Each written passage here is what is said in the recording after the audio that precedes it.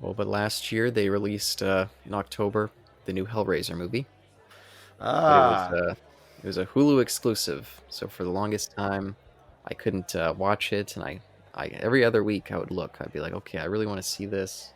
For whatever reason, I'm a Hellraiser fan, even though that franchise is, I mean, filled to the brim with just horrible movies. You can't even believe how bad that franchise gets. But for whatever reason, I'm always hopeful that the next one's going to be good. And this time it was actually good. I was stunned. This may be the most competent Hellraiser movie ever made. I think I still like the first one a little bit more, but this one had so many cool ideas, so many new inventions for the series that we'd never seen before.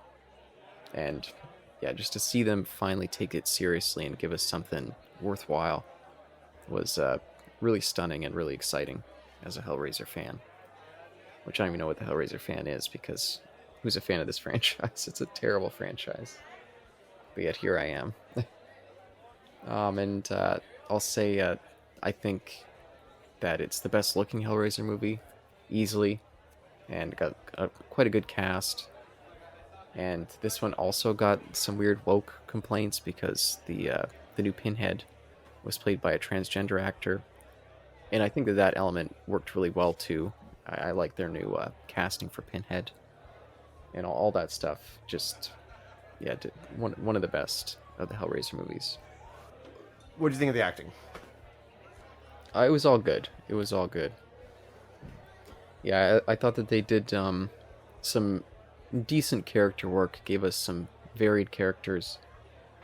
They had a bit of a twist at the end that I could see coming a mile away, but I still thought it was all done in a satisfactory way.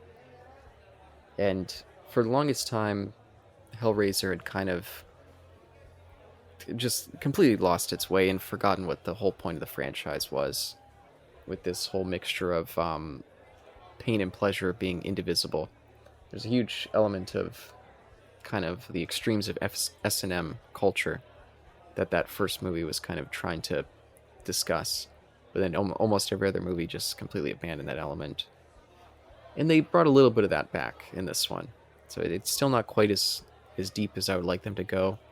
But I appreciate that they're at least remembering that that was a part of the franchise after forgetting it for, I don't know, like 10 films. Jeez. What did you? Sorry. What did you think of some the special effects? They were quite good. Pretty cool. They really they did this thing where when you open the puzzle box now, like hell kind of opens up around you, but in like subtle ways. And I thought all that stuff was really cool. Really inventive for a franchise that's been so stagnant with that stuff. So I really appreciated all the new changes in that regard. And they also did this thing where the puzzle box, instead of being one configuration that you open, every time you open it, it changes into a new thing. So it's not just one box; it's all these different designs, and all that stuff I thought was really cool. And I was stunned that we've never thought to do that up to this point after so many films. It's like, wow, such a small thing, such a small idea can add so much more to the story. Yeah, I'm glad to hear that. Where I don't remember what your feelings were on the Chucky film, like the recent Child's Play film. Hmm. But it seems I'm happy to hear that like this is a lot better than like say the Spiral spin-off, I guess if you want to call it, and then Yeah. the Halloween, the three I guess Halloween 40 movies. Yep. I definitely liked them. Liked it more than them. Um, what do you think of the editing? Yeah, there was a couple moments where it felt choppy. There was a couple moments where I was like, ooh, things feel like they're moving a little bit too quick, and some of the dots aren't quite connecting the way they should. But yeah, so that was a little bit of a weakness. Yeah. Fair enough. And it did feel too long as well. I felt like they could have shaved off like 7 minutes. That's wow, quite a specific number. Do you remember how long it was? I think it was 2 hours almost on the dot, I Wow. believe. Okay. Fair enough. Yeah, and closer to 145 would have been a lot better, I think. But Of course. Cinematography. How was the cinematographer and the lighting? Oh, it looked great. It did look like a modern direct-to-streaming movie. It had moments where it was way too dark throughout the movie. That just seems to be a common issue with modern cinematography over the past few years. I don't know what that is.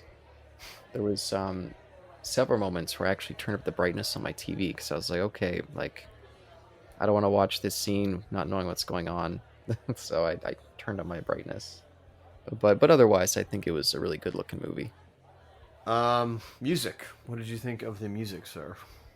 Oh, they brought back some of the old themes, which is something that I've always wished that they would have done because that first movie had some gorgeous music, and they just abandoned it after that. They never used one of the great hallmarks that they could have used to elevate the rest of those shitty films. This time they finally brought it back, and that really helped kind of set you in the Hellraiser space. And they did some really beautiful uses of just subtle chords coming into, like when the hell space would open up, these like subtle pieces of the theme played almost as like diegetic sounds that the characters were hearing, like the bells of hell kind of coming to them. I thought that was really smart. And it added a more ominous tone to the themes. All right.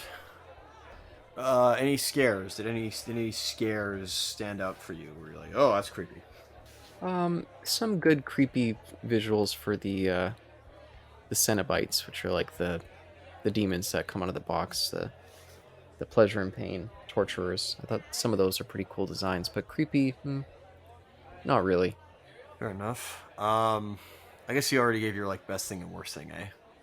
Yeah, just bringing new ideas to a very stagnant series and making it feel like there's places to go in the future. Because for the longest time, every new installment, it's just like, okay, this feels like it's only existing to maintain the rights, to trick an audience into paying for something that isn't a Hellraiser movie, that they only slapped a title onto and then like 5 minutes of a character. Because this is one of those franchises where they very clearly bought other scripts and they're like, okay, we don't want to make this movie on its own. It wouldn't be able to stand up. Let's just do a few tweaks and then call it a Hellraiser sequel. And that stuff is just toxic for a franchise. So Glorious. yes. Caleb, where do they go from here? Like, if they've kind of won the game again, like if they won the ball back, where could they go from here? Do they go up, or can they go bigger, or do they remain smaller and be like, all right, let's hold back, let's not go too far?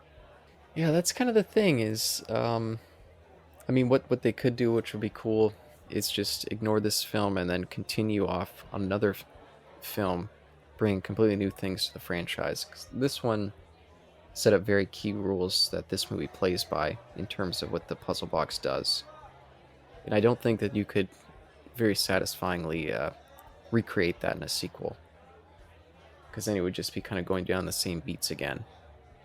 So if they could just treat the puzzle box as something that you can kind of remake and do something new with every time, I think that'd be a really cool way to keep the franchise going. More as like an anthology or something. All right, future directors listening to our podcast, you know the drill. Yeah, good luck. I mean, who knows? I'm as excited as I was and as shocked as I was.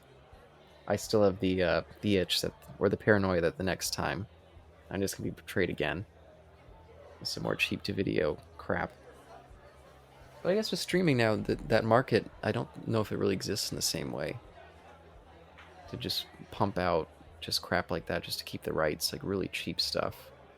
I don't know if that has much room in the current market, but I don't know. Yeah. I got. Oh yeah, no, I'm pretty much good for there. So, anything else you want to say before we move on? Oh no, I'm good. All right.